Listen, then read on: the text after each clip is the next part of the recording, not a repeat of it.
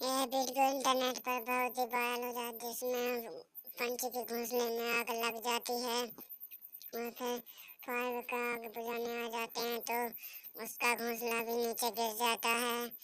इसके बाद पंछी आकर देखता है तो उसके तो होश ही उड़ जाते हैं। फिर पंछी खम्भे पर बैठकर ऊपर वाले से यही प्रार्थना करता है कि इसमें मेरी क्या गलती है। फिर वो आकर वापस ही उसी का घोंसला फिर से बनाने में लग जाते हैं।